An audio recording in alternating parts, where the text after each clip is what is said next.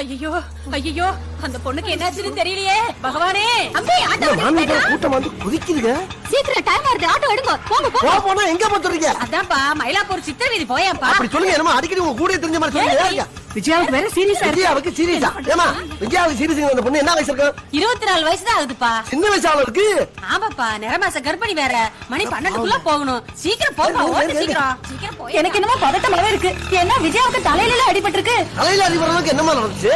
அந்த படுவாவி சண்டான முரட்டுத்தனமால பிடிச்சு தள்ளி விட்டுருக்கா. அவன் யாருன்னு சொல்லுங்க மாமி. லாரிய வாடகைக்கு எடுத்து கொள்றேன். அவன் அந்த ஆண்டவன் பாத்துப்பா, நீ போ. ஏண்டி தண்ணி அடிக்கிறதுக்கும் கஞ்சா பிடிக்கிறதுக்கும் அலையறவன் அந்த கௌதம். அவனை போய் லவ் பண்ணி அவதிப்படுறாளே. ஐயோ, விஜயா பொழைச்சு எழுந்தாள்னா திருக்கோடு பிள்ளையாருக்கு தேங்காய் உடைக்கிறதா வேண்டின்னு இருக்கேன்.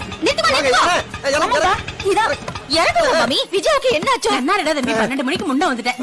விஜயாவுக்கு என்னாச்சோ தெரியல. ஆமா, அந்த பொண்ணு சின்ன வயசு, தலையில அடிபட்டுன்னு சொன்னீங்க. என்ன நடந்துச்சு? அந்த எடுபட்ட பைய கௌதமுக்கும் அவ ஆத்துக்காரிக்கு 2 வாரமா சண்டை.